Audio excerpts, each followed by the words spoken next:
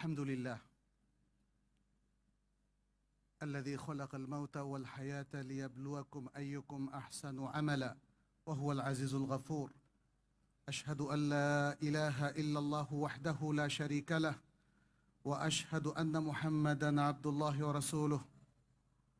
اللهم صل وسلم على نبينا محمد وعلى آله وأصحابه الطيبين الطاهرين ومن تبعهم بإحسان إلى يوم الدين. عباد الله، أوصيكم ونفسي بتقوى الله عز وجل، فاتقوا الله في أنفسكم واتقوا الله في أولادكم وأزواجكم وأسرتكم وفي أعمالكم وأقوالكم وفي جميع شؤونكم. نسأل الله سبحانه أن يجعلنا من عباده المتقين ويتقبل منا ومن المسلمين صالح الأعمال إنه ولي ذلك والقادر عليه. أيها المسلمون, আমরা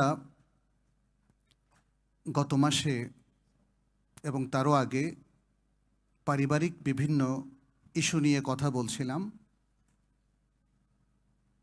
গত পর্বে কথা বলেছি আমরা স্বামী স্ত্রীর পারিবারিক বোঝাপড়ার ক্ষেত্রে যে সমস্যা এবং তা থেকে উত্তরণের কিছু উপায়। আজকে পুরো পরিবারের বিষয় নিয়ে আমরা একটু বলতে চাই যে পরিবারগুলো কেন ভাঙছে, পারিবারিক সমস্যা কি কারণে তৈরি হচ্ছে এবং তার কি খারাপ প্রভাব পড়ছে আমাদের পরিবারগুলোতে, তা থেকে উত্তরণের কিছু উপায়। খুবই গুরুত্বপূর্ণ একটি বিষয় এটি। আমরা অনেকেই চলমান বিভিন্ন ইস্যু নিয়ে খুবই সজাগ সচেতন, টিভি প্রচার মাধ্যম ইউটিউবে শোনার জন্য চেষ্টা করি, কিন্তু নিজের পরিবারের কথা ভুলে যাই। অধিকাংশ পরিবারগুলোতেই কিন্তু টানাপোড়েন চলছে, ভয়ঙ্কর টানাপোড়েন। দিনদার ফ্যামিলিগুলো কিন্তু এর থেকে মুক্ত না। অনেকে ভাবছেন দিনদার হওয়ার সাথে সাথেই পৃথিবীর সব প্রবলেম সলভ হয়ে যাবে,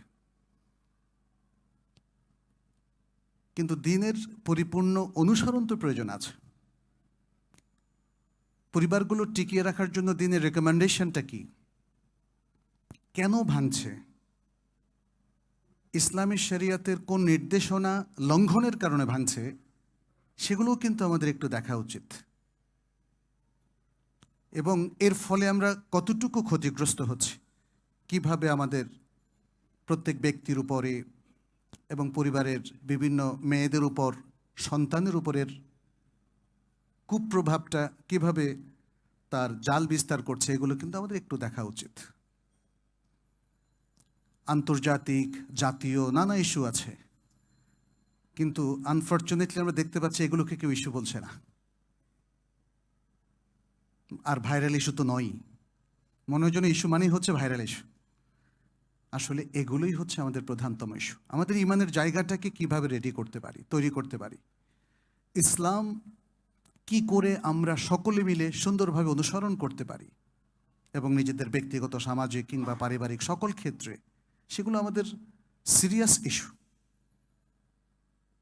নিজেকে কি করে আমি ভালো মুসলিম হিসেবে গড়ে তুলতে পারি, পরিবারকে কি করে ভাঙনের হাত থেকে রক্ষা করে একটা সফল, সুখী, সুন্দর পরিবার হিসাবে আমরা গড়ে তুলতে পারি, এগুলো আমাদের খুবই গুরুত্বপূর্ণ ইস্যু। এছাড়াও আমাদের আর অনেক ইস্যু আছে। শিক্ষা একটা ইস্যু। আমরা আমাদের সন্তানদেরকে কিভাবে শিক্ষিত রূপে গড়ে তুলতে পারি ইত্যাদি। এই ইস্যুগুলো নিয়ে আমরা বেশ কিছু কথা বলেছি এবং সামনে আরও বলবো ইনশাআল্লাহ। আজকে যে ইস্যুটা নিয়ে আমরা কথা বলতে চাচ্ছি সেটা হলো পরিবার। পরিবার আল্লাহ সুবহানাহু ওয়া তাআলার একটা বড় নেয়ামত, একটা চমৎকার পারিবারিক পদ্ধতি তিনি আমাদেরকে দিয়েছেন এবং এই পদ্ধতির মধ্য দিয়ে দেখেন মানব প্রজন্ম বেঁচে থাকে। নারী এবং পুরুষ একে অপরের প্রতি প্রচণ্ড আকর্ষণ বোধ করে। এই আকর্ষণটাকে বৈধতা দিয়েছে ইসলাম বিবাহের মাধ্যমে, এবং তাদের বৈবাহিক জীবনের মধ্য দিয়ে মানব প্রজন্মর প্রবৃদ্ধি ঘটে এবং অনেকগুলো পরিবার গঠিত হয়।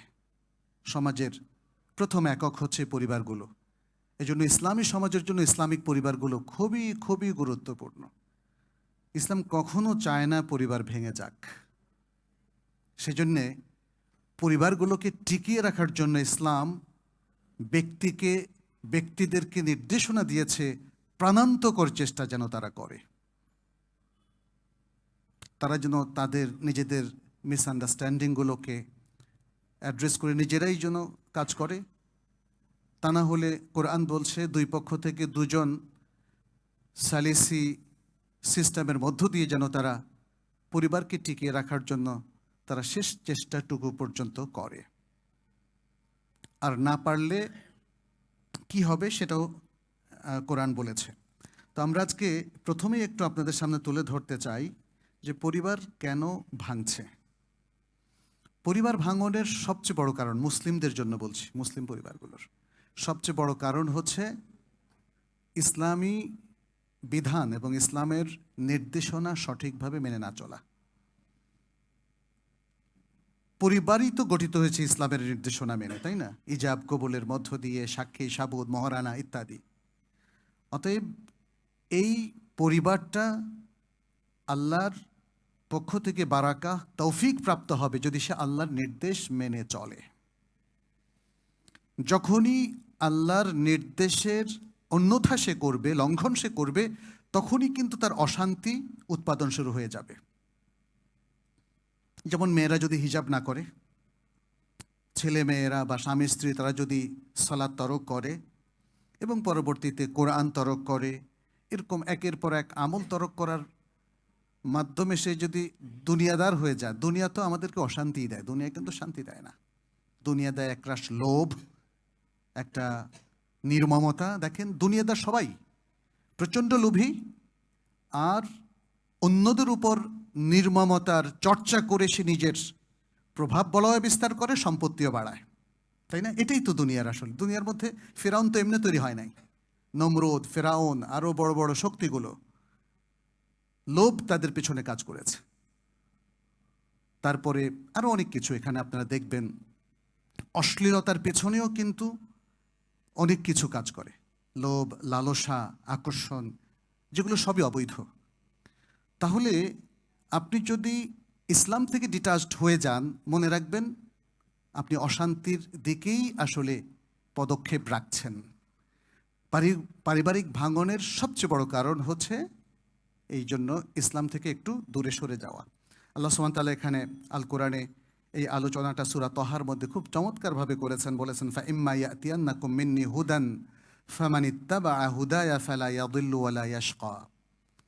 যদি তোমাদের কাছে আমার পক্ষ থেকে হেদায়েত আসে, তাহলে আমার হেদায়েতকে যারা অনুসরণ করবে তারা কখনো পথ হারাবে না এবং তারা কখনো হতভাগাও হবে না। ওয়ামান আ'রাদা আন যিকরি ফাইন্না লাহু মাঈশাতান দনকা ওয়া নাহশুরুহু ইয়াওমাল কিয়ামাতি আ'মা। আর যারা আমার স্মরণ থেকে মুখ ফিরিয়ে নেবে, নিশ্চয়ই তাদের জন্য থাকবে একটা সংকীর্ণ জীবন, এবং কিয়ামতের দিন আমি তাদেরকে অন্ধরূপে হাসর করাবো। ক্বালা রব্বি লিমা হাশারতানি আ'মা। তারা প্রশ্ন করবে, হে রব, আপনি আমাদেরকে অন্ধ কেন করলেন, অন্ধরূপে হাসর কেন করালেন? ওয়াকাদ কুনতু বাসীরা, আমি তো দুনিয়ায় চক্ষুষ্মান ছিলাম। ক্বালা কাযালিকা আতাতকা আয়াতুনা। তিনি বলবেন, আল্লাহ সুবহানাহু ওয়া তাআলা বলবেন, তোমার কাছে তো আমাদের আয়াতগুলো এসেছিল, ফানাসিতাহা, তুমি সেগুলোকে ভুলে গিয়েছিলে। কাযালিকাল ইয়াউমা তুনসা, আজকে তোমাকেও ভুলে যাওয়া হবে। ওয়াকাযালিকা নাজজি মান আসরাফ ওয়া লাম ইউমিন বিআয়াতি রাব্বিহি ওয়ালা আযাবুল আখিরাতি আশাদ্দু ওয়া আবকা। এভাবেই আমরা যারা সীমালঙ্ঘন করে তাদেরকে শাস্তি দিয়ে থাকি, এবং যারা তাদের আয়াতের প্রতি, তাদের রবের আয়াতের প্রতি যারা বিশ্বাস স্থাপন করে না, তাদেরকে শাস্তি দিয়ে থাকি। আর আখিরাতের আযাব অনেক বেশি ভয়ানক এবং অনেক বেশি স্থায়ী। তাহলে বুঝতেই পারছেন আল্লাহ সুবহানাহু ওয়া তাআলা সবার জন্য আমভাবে বললে পরিবারের ক্ষেত্রে এটি প্রযোজ্য হবে। দ্বিতীয় যে কারণটি আমাদের পরিবার ভাঙনের জন্য একটা বড় ফ্যাক্টর, সেটা হলো সঠিকভাবে স্বামী এবং স্ত্রীর এখতিয়ার করতে না পারা। তার মানে হচ্ছে আপনি যদি পুরুষ হন তাহলে বিবাহ করতে গেলে দিনদারিকে প্রাধান্য দিতে হবে, আর যদি আপনি পাত্রীপক্ষ হন তাহলে দিনদার পাত্রকেই আপনাকে এখতিয়ার করতে হবে, প্রায়োরিটি দিতে হবে। এমন কথা তো রাসূল সাল্লাল্লাহু আলাইহি সাল্লাম আমাদেরকে সেই বহু আগ থেকে জানিয়ে দিয়েছেন। যেমন বুখারী মুসলিমের যে বিখ্যাত হাদিসটি রয়েছে যে মেয়েদেরকে 4টি কারণে বিবাহ করা হয়: তার সৌন্দর্যের জন্য, তার সম্পত্তি এবং তার বংশকৌলীন্য এবং তার দিনদারির জন্য। রাসূল সাল্লাল্লাহু আলাইহি সাল্লাম রেকমেন্ড করলেন কি? তিনি বললেন, ফাযফার বিযাতিদ দ্বীন, তোমরা দিনদার মেয়েকে যেতে নাও। তাহলে সেই স্বামী উইন পজিশনে থাকবেন যিনি দিনদার পাত্রীকে বিবাহ করতে সক্ষম হলেন। আর যারা পাত্রীপক্ষ, নবী সাল্লাল্লাহু আলাইহি ওয়াসাল্লাম তাদেরকেও বলেছেন, ইযা জাআকুম মান তারদাউনা দীনাহু ওয়া খুলুকাহু ফাআনকিহুহু ইল্লা তাফআলু তাকুন ফিতনাতুন ফিল আরদি ওয়া ফাসাদুন আরিদ। যদি তোমাদের কাছে এমন ব্যক্তি আসে, এমন পাত্র যার দিনদারি এবং আখলাকে তোমরা সন্তুষ্ট, তাহলে তাকে বিবাহ করিয়ে দাও। যদি তোমরা তা না করো তাহলে জমিনে অনেক বড় ফিতনা এবং ফাসাদ, বিপর্যয় সৃষ্টি হবে। তাহলে বিবাহ শাদীর মাধ্যমে দেখা যাচ্ছে যে আপনি জমিনে শান্তি উৎপাদন করতে পারেন, কারণ পরিবারগুলো শান্তিপূর্ণ থাকলেই জমিনে শান্তি উৎপাদন হবে। সব পরিবারের ঘরে ঘরে অশান্তি, আর আপনি একটা সামাজিক শান্তি খুঁজছেন, এটা অসম্ভব, এটা অসম্ভব। পারিবারিক শান্তির জন্য দিনদারির চর্চা করতে হবে এবং পাত্রপাত্রী উভয়কে দিনদার হতে হবে। এরপরে তৃতীয় যে কারণটা পারিবারিক ভাঙনের, সেটা হচ্ছে স্বামী স্ত্রীর মধ্যে সুসম্পর্ক না থাকা। স্বামী স্ত্রী একে অপরের বিভিন্ন কাজে রিয়্যাক্ট করা, একে অপরকে সন্দেহ করা, একে অপরের প্রতি আক্রমণাত্মক থাকা, রিয়্যাক্টিভ থাকা, পজিটিভ এবং প্রোঅ্যাক্টিভ না থাকা। অনেক ছোটোখাটো ব্যাপার দেখবেন, আপনি যদি পজিটিভ মাইন্ডেড হন, একটা পজিটিভ মাইন্ড বা ইতিবাচক চিন্তা চেতনা আপনি যদি রাখেন, তাহলে দেখবেন এটাকে আপনি খুব ছোট্ট আকারেই সমাধান করতে পারবেন। আর যদি আপনি রিঅ্যাক্টিভ মাইন্ডেড হন, তাহলে ছোট্ট জিনিসকে আপনি অনেক বড় করে ফেলবেন এবং এটা থেকে ছোটোখাটো যুদ্ধ, হাতাহাতি, মারামারি, খুনোখুনি, তালাক পর্যন্ত হয়ে যেতে পারে। এরকম ঘটনা অহরহ, তাই না? প্রচুর প্রচুর। সুতরাং এই জায়গাটা আমাদেরকে আসলে কিছু কিছু নাসিহা নেওয়া উচিত, কিছু কাউন্সিলিং নেওয়া উচিত, যে কিভাবে তাহলে স্বামী স্ত্রী একটা সুখের সুন্দর সংসার তারা আসলে তৈরি করতে পারে।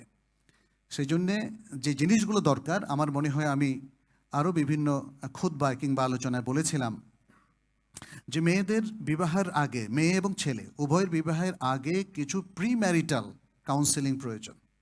যে একটা জীবন তারা যাপন করতে যাচ্ছে, সেই জীবনের ধরনটা কি, সেখানে তারা একে অপরের প্রতি কীভাবে শ্রদ্ধাশীল থাকতে পারবে, কিভাবে তারা আল আমানা জাওজিয়া বা বৈবাহিক জীবনের যে আস্থা, বিশ্বাস, এগুলো মেনটেন করতে পারবে, এবং কিভাবে তারা একে অপরকে ছাড় দিয়ে একটা সুখী জীবন এবং সংসার তারা তৈরি করতে পারবে, এই কাউন্সেলিংটা তাদের প্রয়োজন।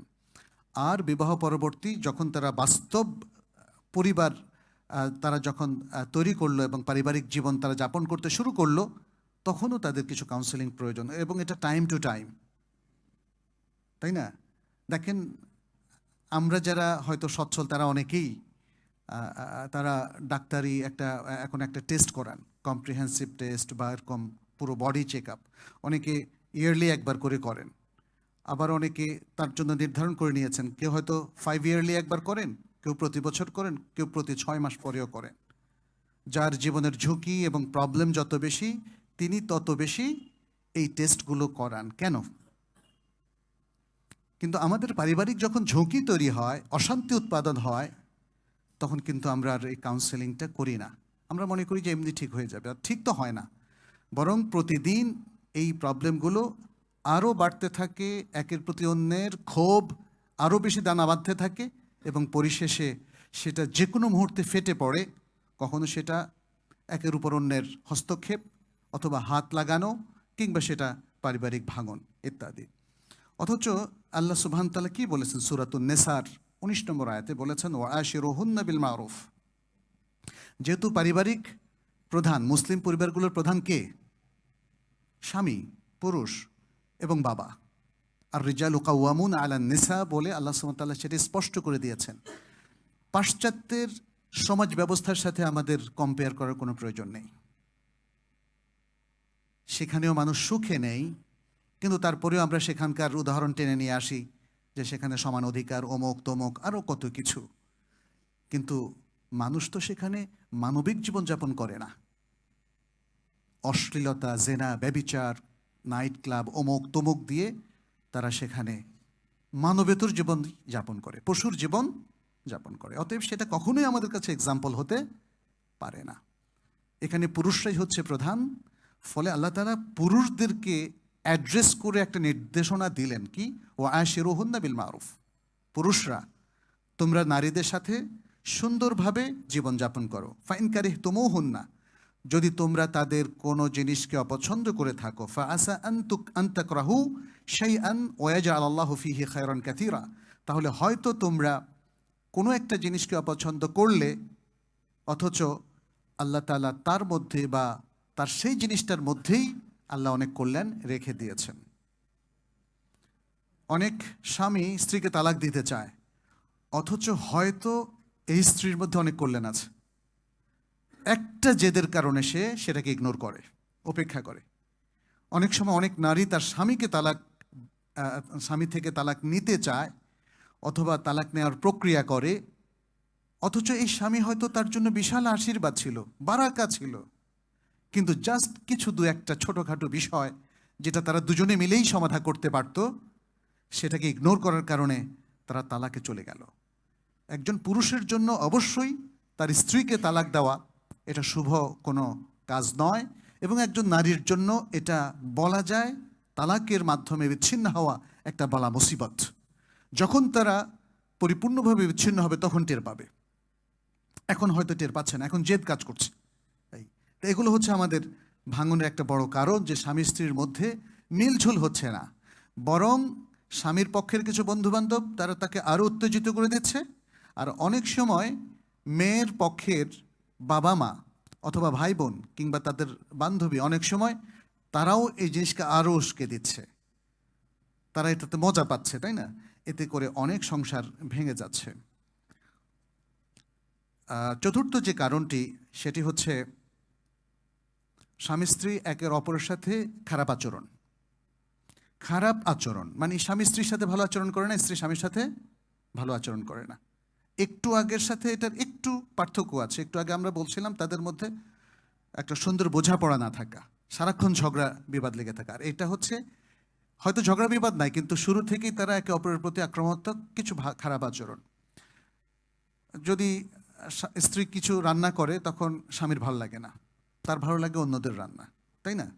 এটা কিন্তু স্ত্রীর অনেক বড় দুঃখের কারণ। আবার স্বামী যখন বাইরে থেকে আসে, হয়তো সংসারের জন্য স্ত্রীর জন্যই সে জীবিকা আহরণ করছিল, কিন্তু স্ত্রী সেটা স্মরণ না করে স্বামীর সাথে খুব ঝগড়া। সারাদিন কোথায় ছিলা, সেই সকালে গেলা আর আসলা সন্ধ্যার পরে। দেখেন, আল্লাহু আকবার, কি জন্য স্বামী কি কোথাও গান বাজনা বাদ্য শুনতে গিয়েছিল না অফিস করেছিল? আপনি যেমন ধরেন আমাদের অনেক পেশাজীবী ভাইয়েরা অনেক পরিশ্রম করেন, কিন্তু ব্যাংকে যারা কাজ করেন দেখবেন যে তারা সেই সকাল 7টায় বের হয় আর আস্তে আস্তে রাত 8টা 9টা কাজ করে 10টায়। আমার এক বন্ধু ছিলেন, তিনি একটা ইসলামী ব্যাংকে কাজ করতেন। তিনি একসময় সেই চাকরি ছেড়ে মদিনাতে চলে গেলেন, মদিনা ইউনিভার্সিটিতে, ওখানে পড়াশোনা করেছেন। তো আমরা বললাম যে ব্যাংকের চাকরি তো অনেক বেতন, কেন ছাড়লেন? বলে যে ভাই, মনে হয় যেন আমার জীবনের প্রত্যেকটা পর্বে শুধু ব্যাংক আর কিছু নাই। সকালে যাই আর আসি রাত্রে, মাঝখানে একটু ঘুমাই, তাহলে এই ঘুম বাদ দিয়ে তো পুরোটাই ব্যাংক। আমি আর জীবনের কোনো অর্থই খুঁজে পাচ্ছি না, আমার টাকার দরকার নাই, শান্তি দরকার, এই জন্য আমি ব্যাংক ছাড়লাম। তো সবাই এভাবে ছাড়লে কিন্তু মুশকিল আছে কিন্তু এটা সত্যি। এই যে এত পরিশ্রম করছেন একজন ব্যক্তি, যেমন ধরেন যিনি ব্যবসা করেন, রিক্সাওয়ালার কথাই ধরেন না, পেশাজীবী মানুষদের মধ্যে সবচেয়ে পবিত্র রিজিকের অধিকারী হচ্ছেন তারা। নিজের ঘাম ঝরিয়ে যারা বৈধ ইনকাম করেন তাদের মধ্যে রিক্সাওয়ালা ভাইরা অন্যতম। সেই সকাল থেকে দেখেন, তিনি যদি একবেলা রিক্সা চালান, কয় টাকা আসবে? 500-600 টাকা থেকে চলবে তার? তাহলে তাকে 12 ঘন্টা থেকে 14 ঘন্টা রিক্সা চালাতে হয়। তাহলে পরিবারগুলোকে এটা বুঝতে হবে। এরকম আরও অনেক অনেক পেশাজীবীরা এরকম আছেন। ডাক্তাররাও তিনি সকালে বিকালে সন্ধ্যায় রাত্র পর্যন্ত তারা রোগী দেখেন। এত কষ্ট করার পরে যদি ঘরে এসে স্ত্রীর একটু সুন্দর কথা না শুনেন, তাহলে তো রিয়্যাক্ট করবেন। মানুষ বেশি দিন আসলে ইতিবাচক আচরণ করতে পারে না। ইতিবাচকের বিপরীতে ইতিবাচক আচরণ, আর রিয়াকশনের বিপরীতে রিয়াকশন অটোমেটিক চলে আসে।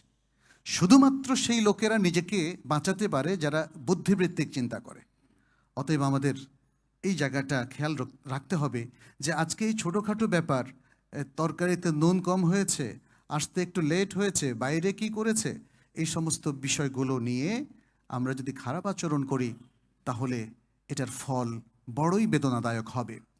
অনেক সময় পুরুষ নারীর মধ্যেও হয়তো SMS কে করেছে, একে অপরের প্রতি সন্দেহপরায়ণ হয়ে পড়ি আমরা। সেক্ষেত্রেও আমি বলবো আপনারা নিজেদের প্রবলেমগুলো নিজেরাই সলভ করেন, বসুন, কিন্তু জেদ করবেন না, রাগারাগি করবেন না। সন্দেহের মাত্রা এটা যদি বাড়াতে থাকেন তাহলে পরিবারে কিন্তু অনেক ভয়ানক পরিস্থিতির সৃষ্টি হবে। পরবর্তীতে ভাঙন ছাড়া হয়তো আর কোনো উপায় থাকবে না। আচ্ছা, এরপরে পঞ্চম অথবা ষষ্ঠ সম্ভবত আরেকটি বিষয় যেটা পরিবার ভেঙে যায় নানা কারণে। পরিবার যে শুধু স্বামী স্ত্রীর সম্পর্কের কারণে ভাঙে তা না, সন্তানদেরকে নিয়েও পরিবারে অশান্তি উৎপাদন হতে পারে। আমরা এখানে আজকে দুটো জিনিস বলছি, ভাঙন এবং সমস্যা।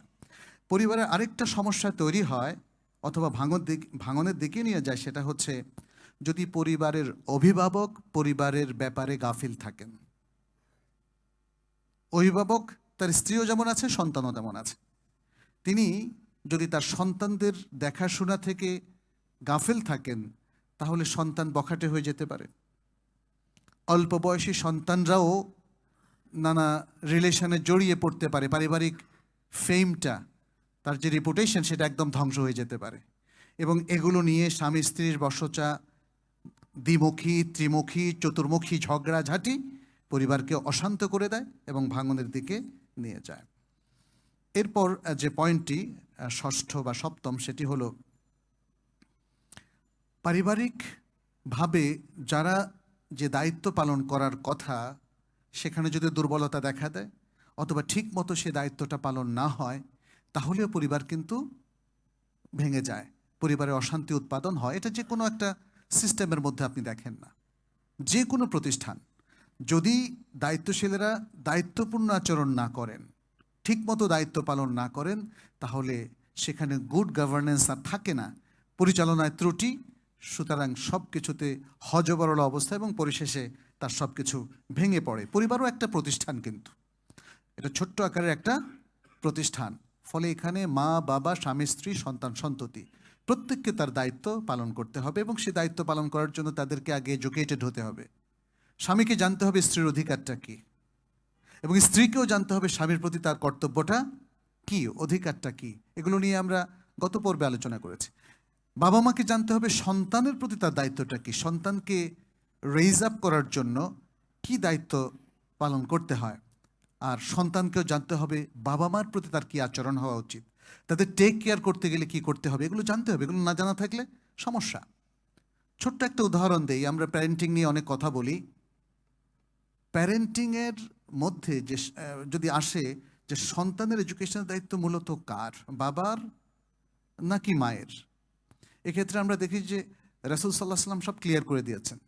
খরপোশ অর্থনৈতিক দায়িত্ব দেওয়া হয়েছে মূলত বাবাকে। অতএব সন্তানের যাবতীয় যে কোনো ফিজ অথবা টিউশন ফি, এরকম আরও যে সমস্ত হাত খরচ, এগুলো দেবেন বাবা, কিন্তু তার এডুকেশনের মূল দায়িত্ব পালন করবেন কিন্তু মা। সেটা রাসূল সাল্লাল্লাহু আলাইহি ওয়াসাল্লাম বলেছেন যে পুরুষ তার ঘরের সব কিছুর ব্যাপারে দায়িত্বশীল, তাকে সে দায়িত্ব সম্পর্কে জিজ্ঞেস করা হবে। আর নারী দায়িত্বশীল হচ্ছে স্বামীর ঘরের, স্বামীর অ্যাফেয়ার্স এবং তার সন্তানের। এই কথার দ্বারা প্রমাণিত হয় যে সন্তানদের লেখাপড়ার বিষয়ে মাকেই বেশি সজাগ থাকতে হবে। তার কারণটা স্পষ্ট, বাবারা সারাদিন বাইরে কাজ করেন, তাহলে সন্তানের খোঁজ খবর নেওয়া বাবাদের পক্ষে আসলে একটু কঠিনই বটে। কিন্তু বাবা যেহেতু বাইরে কাজ করেন, সংসারের জীবিকা তিনি আহরণ করেন, অর্জন করেন, ফলে সন্তানদের খরচ দেওয়া এটা কিন্তু তার জন্য কঠিন না। আর মা যেহেতু ওইভাবে কিছু ইনকাম করেন না, খরচ তো তার পক্ষে দেওয়া সম্ভব না, কিন্তু তিনি প্যারেন্টিংটা দিতে পারেন, তিনি এডুকেশনটা দিতে পারেন, যতটুক পর্যন্ত দেওয়া যায়। আর সন্তান যখন বড় হয় তখন সে তার নিজের এডুকেশনটা নিজেই নিতে পারে, সে মাধ্যমিক স্তরে আসার পর থেকে নিজে নিজে পড়তে পারে। তাহলে তার আগ পর্যন্ত ছোট বয়সে মাকেই মেনলি দেখাশোনা করতে হবে। এবং এই জন্য অমুসলিম অনেক ব্যক্তিও সে কথাই বলেছেন, একজন ভালো মা দাও, একটা ভালো জাতি দেব। কিভাবে? শুধু প্রসব করলে কি সব শেষ হয়ে যাবে? না, তাকে এডুকেট করতে হবে। আচ্ছা, এরপর সপ্তম যে বিষয়টি, পারিবারিক ভাঙনের একটা বড় কারণ, সেটা মেয়েদের বেশি বেশি বাইরে যাওয়া। এই বাইরে যাওয়া হয়তো চাকরিগত কারণেও হতে পারে, আবার মেয়েরা সংসার পছন্দ করে না, বাইরে যেতে খুব পছন্দ করে, বাজারে ঘুরতে তাদের খুব ভালো লাগে, এখানে সেখানে এই বাসা ওই বাসা বেড়ানো, হ্যাঁ, এই পার্টি সেই পার্টিতে যাওয়া ইত্যাদি। এটা পারিবারিক ভাঙনের বড় কারণ, কারণ এই বাইরে যাওয়াটাই তার সকল ফিতনা ফাসাদ পরকীয়ার মূল উৎস, মনে রাখবেন। আর ছেলেদের তো বাইরে যেতেই হয়, অতএব বাইরে যাওয়া ছেলেদের জন্য ফিতনার কারণ না। মেয়েরা যখন তাদের সংসারের গণ্ডির বাইরে পুরুষদের সাথে ইন্টারাক্ট করে, তখন সে পুরুষকেও বায়াস করে ফেলে। ফলে মেয়েদের বাইরে যাওয়াটাকে এখানে হাইলাইট করা হয়েছে। এবং এই জন্য রাসূল সাল্লাল্লাহু আলাইহি ওয়াসাল্লাম, এই জন্য আল কোরআনে আল্লাহ সুবহানাহু ওয়া তাআলা বলছেন, মেয়েদেরকে সবাইকে ওয়াকারনা ফি বুয়ুতিকুন্না, তোমরা তোমাদের ঘরেই থাকো। ঘরেই থাকো অর্থাৎ ঘরের অভ্যন্তর এবং তার পারিবারিক বলয়টা হচ্ছে তার মেইন কর্মক্ষেত্র মেয়েদের। এর বাইরে সে যেতে পারে প্রয়োজনে। আর যদি সে কখনো চাকরি করতে চায়, তাহলে ইসলামিক দিক নির্দেশনা মেনেই তাকে সে চাকরিটা করতে হবে। এবং যদি সে বাবার আন্ডারে থাকে তাহলে বাবার পারমিশন লাগবে। আর যদি সে স্বামীর অধীনস্থ থাকে অর্থাৎ পারিবারিক জীবনে থাকে, তাহলে স্বামীর পারমিশনের বাইরে সে জোর করে চাকরি করতে পারবে না। এখন তো অনেক শিক্ষিত মেয়েরা, তাদের হয়তো তারা ভাবে এত শিক্ষা দীক্ষা কেন করলাম, চাকরি করতে হবে, স্বামীর উপরেও তারা আসলে হয়তো প্রভাব বিস্তার করতে চায়।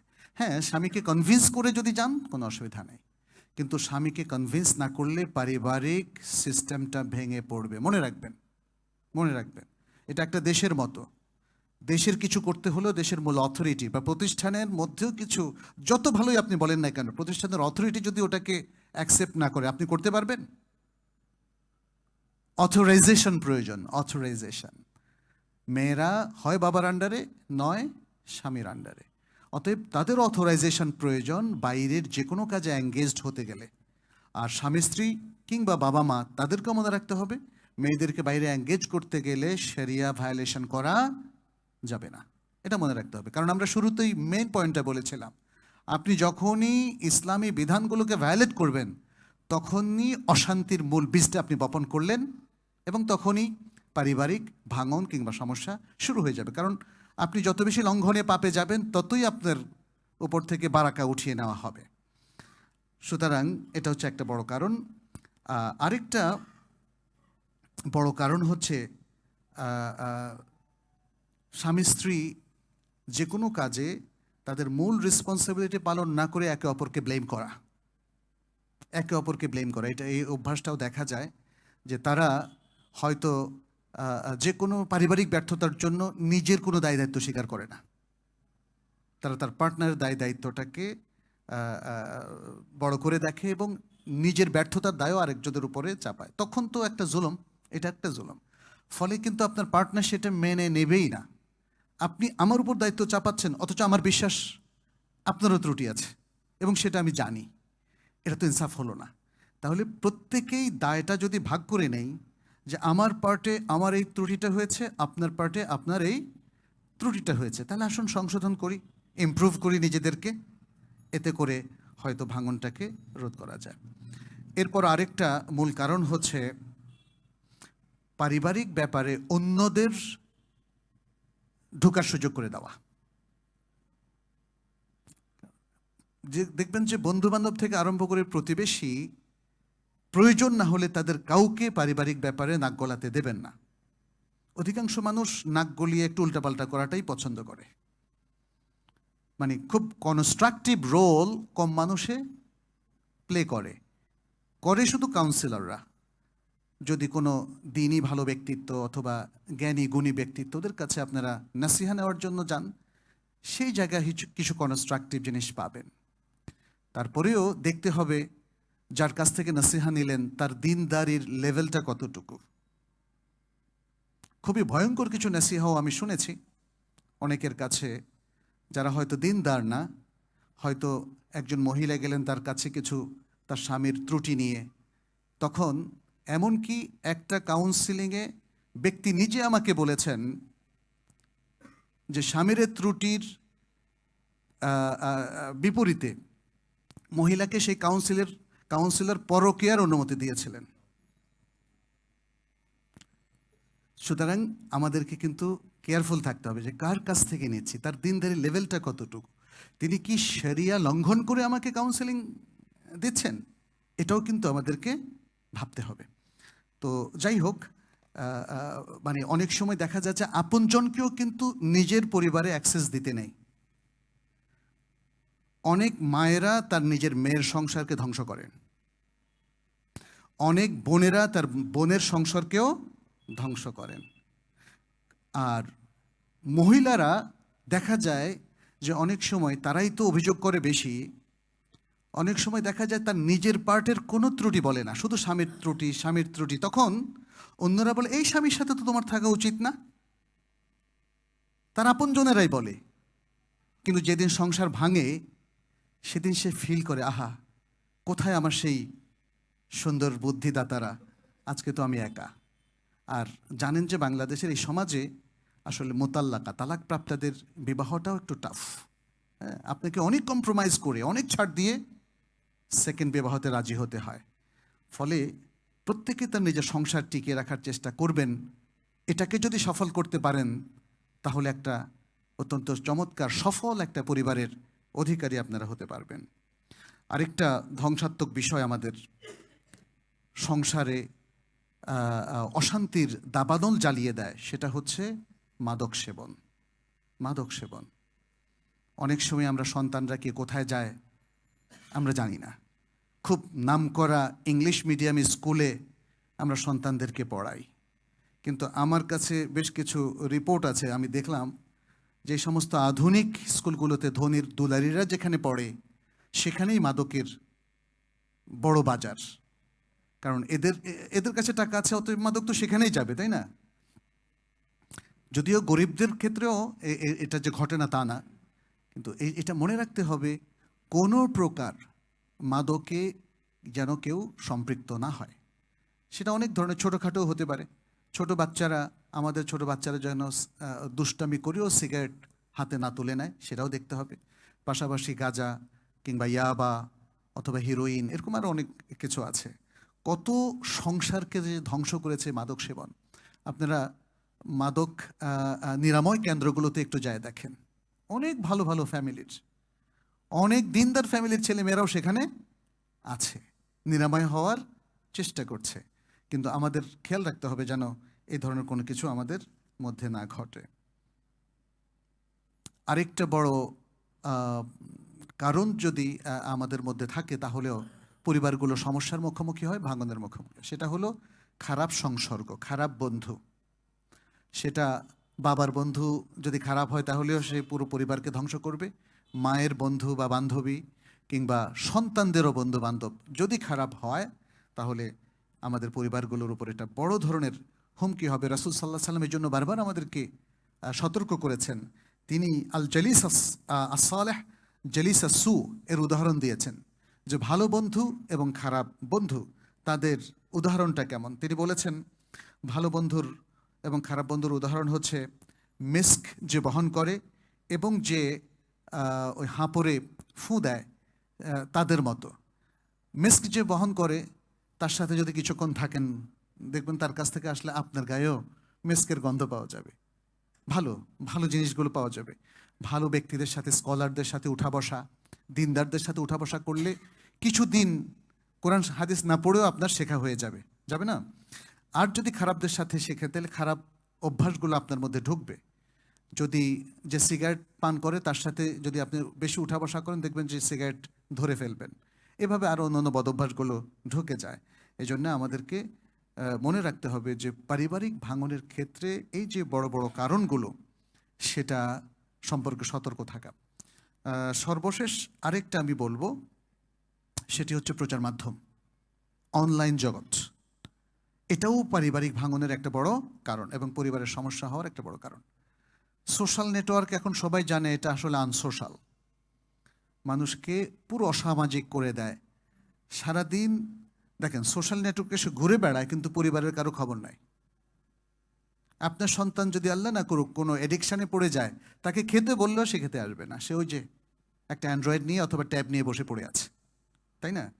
এটা তাহলে এটা এখন বরং সবার শেষে উল্লেখ করলো এটা প্রধানতম একটা মানে প্রবলেমে পরিণত হচ্ছে। ইতিমধ্যে অনেকেই আমার সাথে কিছু কাউন্সেলিংয়ের জন্য এসেছিলেন, তাদের অনেকের মধ্যে এটা হলো প্রবলেম। স্বামীর প্রবলেমটা কি? বলে যে সারাদিন অফিস থেকে ফিরে অ্যান্ড্রয়েড নিয়ে পড়ে যায়, আবার রাত 1টা 2টা 3টা পর্যন্ত। আচ্ছা, স্ত্রীর প্রবলেমটা কি? স্ত্রীর প্রবলেমও মানে কোনো কোনো স্বামীর অভিযোগ যে তিনিও সারাদিন হয় ফোন নয় ট্যাব অথবা কম্পিউটার নিয়ে থাকেন। সাধারণত এখন তো ফোনটা নিয়েই থাকে বেশি, তাই না? এটা হাতের মধ্যে ছোট করে সব নাটক, সিনেমা, এভরিথিং দেখা যায়। তারপরে সোশ্যাল নেটওয়ার্কে এখানে অ্যাক্টিভ, কারণ এটা এখন আসলে মিনি কম্পিউটারের মতোই। তাহলে দেখা যাচ্ছে স্বামীদের পক্ষ থেকে একই অভিযোগ, স্ত্রীর পক্ষ থেকে একই অভিযোগ। এবং এই যন্ত্রের কারণে তাদের পরিবারগুলো এখন হুমকির মুখোমুখি, কারণ তারা এতটাই অ্যাডিক্টেড যে তারা আর কাউকে সময় দিচ্ছেন না। মা তার সন্তানকে সময় দিচ্ছেন না, স্বামীকে সময় দিচ্ছেন না, আর স্বামী তার স্ত্রীকে সময় দিচ্ছে না এবং সন্তানকেও সময় দিচ্ছে না, কারণ তাদের সময় নেই। তো এগুলো আমাদের জন্য বড় ধরনের হুমকি, বড় ধরনের চ্যালেঞ্জ। আসুন আমরা সেটা বোঝার চেষ্টা করি, পরিবারগুলোকে বাঁচাই। ইসলামের যে কোনো বিবেচনায় আপনি দেখবেন পরিবার অত্যন্ত গুরুত্বপূর্ণ একটা জায়গা, এমনকি ইসলামিক জ্ঞান আহরণের জন্য। আজকে আপনি শিক্ষা প্রতিষ্ঠানগুলোতে প্রপার ইসলামিক নলেজ পাওয়াটা দুরূহ হয়ে পড়েছে। পড়েনি বলেন তো? সহি আকিদা, কোরআনের অনুশাসন, হাদিসের জ্ঞান সেখানে দুরূহ। আর আকিদার জ্ঞান তো মানে কেউ গুরুত্বই দিচ্ছে না বাংলাদেশে। এরপরে যদি আখলাকের কথা বলি, ম্যানার্স, না, কোনো আখলাক নেই। আমি আমার সন্তানদের কাছেও খোঁজখবর নিয়েছি, সেখানে ক্লাসে মরালিটি শেখার কোনো চর্চাই নাই। অথচ শিক্ষার প্রধানতম শেখার বিষয় হলো মরালিটি, নৈতিকতা। একজন ভালো, সৎ এবং রুচিশীল মানুষ কি করে আপনি হতে পারবেন? শিক্ষার মাধ্যমে আমরা সেরকম প্রজন্ম গড়ে তোলার কথা, কিন্তু কোথায় সেটা আজকে? তাহলে এই গ্যাপটা পূরণ হবে কি করে? পরিবারের মাধ্যমে। আপনি বাবা এবং মা নিজেরা যদি দিনদার হন, কোরআন সুন্দর করে পড়তে পারেন, কোরআনের কিছু মুখস্থ থাকে, আমল ভালো থাকে, ইবাদত গুজার হন, তাহলে এভাবেই আপনার প্রজন্মকে, আপনার সন্তানকে আপনি গড়ে তুলতে পারেন। আপনার সন্তানকে স্কুল কলেজ নামাজি বানাবে না, আপনার সন্তানকে স্কুল কলেজ ইউনিভার্সিটি কোরআন শেখাবে না, তাদেরকে নৈতিকতাও শেখাবে না। আমাদের এই প্রজন্মের কিশোর কিশোরী, তরুণ তরুণীদের মধ্যে আমরা বড় চ্যালেঞ্জ দেখতে পাচ্ছি।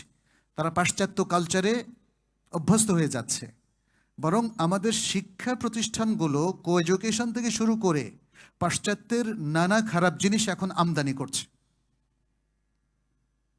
আমাদের একটাই জায়গা রয়ে গেছে, সেটা হলো পরিবার। অতএব পরিবারকে যদি আপনারা গুরুত্ব না দেন, শান্তিপূর্ণ সুন্দর আদর্শ পরিবার গড়ার জন্য যদি প্ল্যান না নেন, তাহলে মনে রাখবেন বিশাল বিশাল বড় বড় আরও চ্যালেঞ্জ এসে যাবে এবং আমরা কেউই আসলে দিনের পথে হয়তোবা থাকাটা কঠিন হবে। দিনের পথে থাকতে অনেকেই পারবেন না, ফলে চ্যালেঞ্জটা বেড়ে যাবে। সমাজের চ্যালেঞ্জ, আমাদের কমিউনিটির চ্যালেঞ্জ, আমাদের দেশের চ্যালেঞ্জ। একটা দেশে, একটা সমাজে সৎ লোকের অভাব হলে ভয়ঙ্কর বিপর্যয় হয়। আল্লাহ আমাদের সবাইকে রক্ষা করুন। আমার মনে হয় আলোচনার পাশাপাশি আমি হয়তো কিছু আলোচনা করেছি যে কি করণীয়, কারণ যেগুলো আমাদের জন্য হুমকি সেগুলো থেকে বেঁচে থাকার জন্য আমাদের যেমন সাবধান থাকতে হবে, এটা হলো সবচেয়ে বড় করণীয়।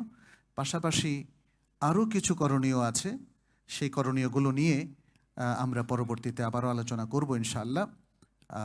এবং আরেকটা আলোচনাও বাকি আছে, সেটা হচ্ছে এই যে প্রবলেমগুলো বললাম, এই প্রবলেমগুলোর ইফেক্টটা কি, ইম্প্যাক্টটা কি আমাদের ব্যক্তি এবং পারিবারিক জীবনে, সেটা নিয়েও আমরা পরবর্তীতে আলোচনা করব।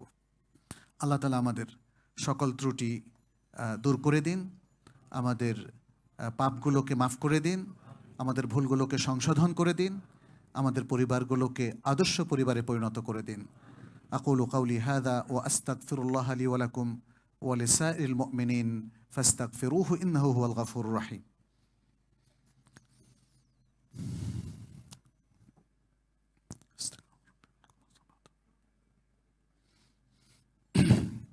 আলহামদুলিল্লাহি রাব্বিল আলামিন ওয়াল আকিবাতু লিল মুত্তাকিন وأصلي وأسلم على نبينا محمد وعلى آله وأصحابه أجمعين. أما بعد، عباد الله اتقوا الله واتبعوا سنة نبيكم في كل شأن من شؤونكم وفي كل أمر من أموركم. نسأل الله سبحانه وتعالى أن يوفقنا وإياكم لما يحبه ويرضاه. اللهم تقبل منا إنك أنت السميع العليم وتب علينا إنك أنت التواب الرحيم. সম্মানিত উপস্থিতি, আমরা পারিবারিক অবকাঠামো কি করে বজায় রাখা যায় এবং শান্তি কি করে রক্ষা করা যায়, পারিবারিক ভাঙন কি করে রোধ করা যায়, সেটার প্রাথমিক আলোচনা আমরা করেছি। আরও কিছু আলোচনা পরবর্তীতে করব। এখানে ছোট্ট দু একটা নাসিহা এবং নাসিহার পাশাপাশি দু একটা শুভ বা সুন্দর ঘোষণাও রয়েছে।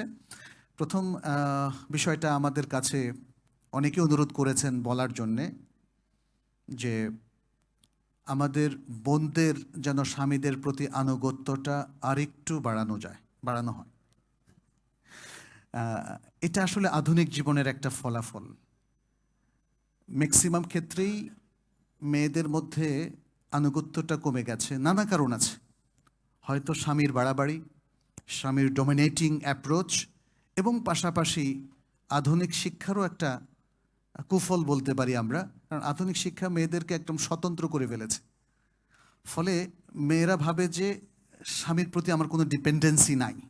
তারা মনে করে আনুগত্য মানে হচ্ছে ডিপেন্ডেন্সি। আমি স্বামীর কথা সবসময় মেনে চলবো, এটা হচ্ছে এক ধরনের ডিপেন্ডেন্সি। আসলে ডিপেন্ডেন্সি আর আনুগত্য এক জিনিস নয়, এটা মনে রাখবেন। আপনাকে কিন্তু আপনার প্রতিষ্ঠানের, যদি আপনি কোথাও চাকরি করে থাকেন, আপনার প্রতিষ্ঠানের যিনি অথরিটি তার আনুগত্য করতে হয় না, তার নির্দেশ মেনে চলতে হয়। আর আজকের যুগে আমরা যেখানে ম্যানেজমেন্ট অনেক ফ্লারিশ করেছে, সেখানে দেখি আমাদের যিনি অথরিটি তিনি কিন্তু চান আমরা আমাদের পরিপূর্ণ সৃজনশীলতার বিকাশ করে ভালো কাজ করি। কারণ যদি শুধু হুকুমের অনুসরণ করেন তাহলে কিন্তু ভালো কাজ করা যায় না। তাহলে আপনি যদি একজন অফিসার হন তাহলে আপনি পূর্ণ স্বাধীনভাবে কাজ করবেন, বাট কাজের জন্য জবাবদিহি করবেন উপরের অথরিটির কাছে। পারিবারিক সিস্টেমটাও এরকম। স্বামী কথা বলবেন আর স্ত্রী নড়বেন, তা নাহলে বসে থাকবেন। মানে প্রত্যেকটা কাজে স্বামী স্ত্রীকে চালাবেন। ইসলাম কিন্তু সেটা বলেনি, বলেছে গ্রসলি স্ত্রী স্বামীর অধীনস্থ, অর্থাৎ স্বামীর আনুগত্যের বাইরে তিনি যাবেন না। আর স্বামীকেও এখানে খেয়াল রাখতে হবে, স্বামী যেন স্ত্রীকে তার অধিকারগুলো দেন, তার স্বাধীনতা দেন, স্বাধীন চিন্তা করার সুযোগ করে দেন। তবে এটা within the framework of Islam, ইসলামের ফ্রেমওয়ার্কের মধ্যেই যেন হয়। সেটার জন্য তারবিয়া যথেষ্ট। স্বামী স্ত্রীকে একটা সুন্দর তারবিয়া দিবেন, স্ত্রী স্বামীর তারবিয়াটা মেনে নেবেন। তাহলে স্ত্রীর জন্য এটা খুবই গুরুত্বপূর্ণ যে স্বামীর এতাআত করা, স্বামীর আনুগত্য করা। তিনি তার বৈধ এবং শেরঈ উযর যদি না থাকে তাহলে স্বামীর আনুগত্যের বাইরে যাবেন না। এমনকি স্বামী যদি তার সাথে মেলামেশাও করতে চায়, তার যদি কোনো শেরঈ উযর বা শারীরিক কোনো ওজর না থাকে, তাহলে তাকে সাড়া দিতে হবে। নতুবা সহিহ হাদিসের বক্তব্য হচ্ছে, তিনি যদি স্বামীর শয্যা থেকে নিজে আলাদা হয়ে যান এবং স্বামীর আনুগত্যের বাইরে চলে যান রাত্রে, তাহলে সারা রাত ধরে আল্লাহ, ফেরেশতাকুল এবং সকল মানুষের লানত পড়তে থাকবে। এটা কঠিন একটা ব্যাপার। ইসলাম এমন একটা পারিবারিক সিস্টেম দিয়েছে, আমরা সেটা ভায়োলেট করা ঠিক হবে না। কিন্তু স্ত্রী, এর মানে এই নয় যে তিনি নির্যাতিত হবেন, তাকে মানসিকভাবে নির্যাতন করা হবে, তার কোনো অধিকার দেওয়া হবে না।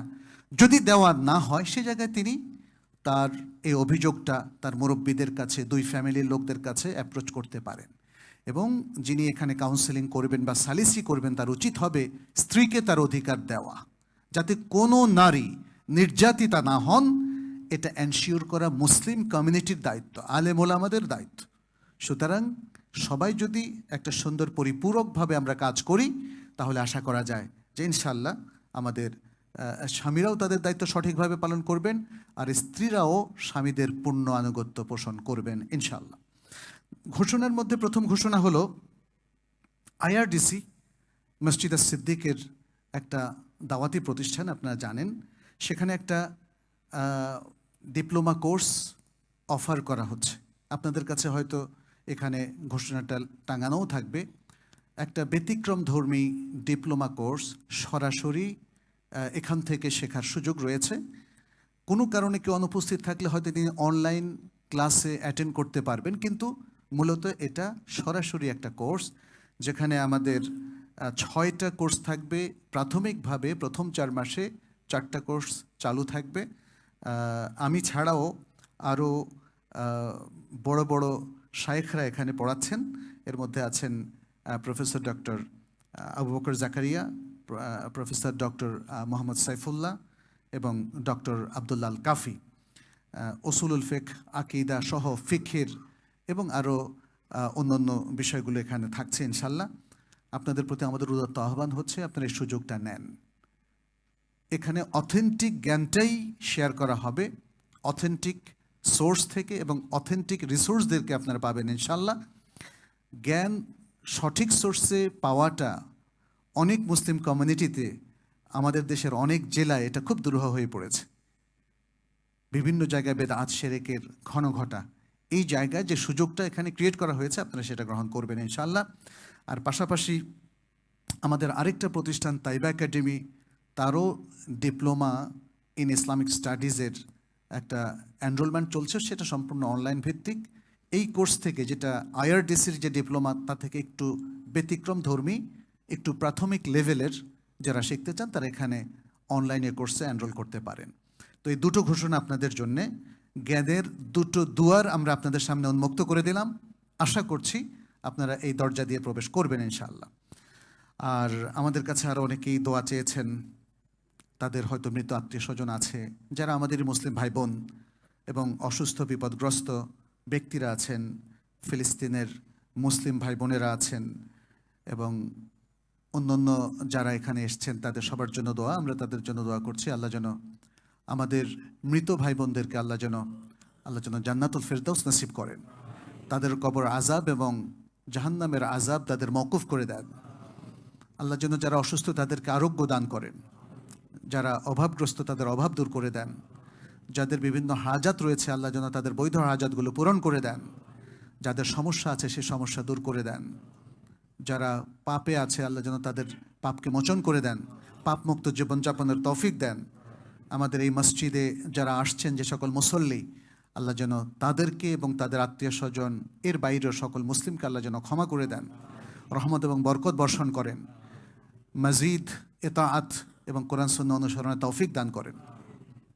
হাদা ওয়াসাল্লু ওয়াসাল্লিমু আলা নবিয়িনা মুহাম্মদ ফাকাদ ক্বালা আল্লাহু সুবহানাহু ইন্নাল্লাহা ওয়া মালাইকাতাহু ইউসাল্লুনা আলান নবী ইয়া আইয়ুহাল্লাযীনা আমানু সাল্লু আলাইহি ওয়া সাল্লিমু তাসলিমা ওয়া ক্বালা আন-নাবিয়্যু সাল্লাল্লাহু আলাইহি ওয়া সাল্লাম মান সাল্লা আলাইয়া মাররাতান সাল্লাল্লাহু আলাইহি বিহা আশারা আল্লাহুম্মা সাল্লি ওয়া সাল্লিম ওয়া বারিক ওয়া আন'আম আলা নবিয়িনা মুহাম্মদ ওয়ারদ আল্লাহুম্মা আনিল খুলাফা'iর রাশিদিন وعن الصحابة أجمعين وعنا معهم بعفوك وكرمك يا أكرم الأكرمين. اللهم أعز الإسلام والمسلمين، اللهم انصر الإسلام والمسلمين في كل مكان، اللهم انصر إخواننا المسلمين في فلسطين وفي غيرها من العالم الإسلامي يا رب العالمين. تقبل منا إنك أنت السميع العليم وتب علينا إنك أنت التواب الرحيم. عباد الله، إن الله يأمر بالعدل والإحسان وإيتاء ذي القربى وينهى عن الفحشاء والمنكر والبغي يعظكم لعلكم تذكرون. فاذكروه يذكركم واشكروه يزدكم ولذكر الله أكبر والله يعلم بما تصنعون. لا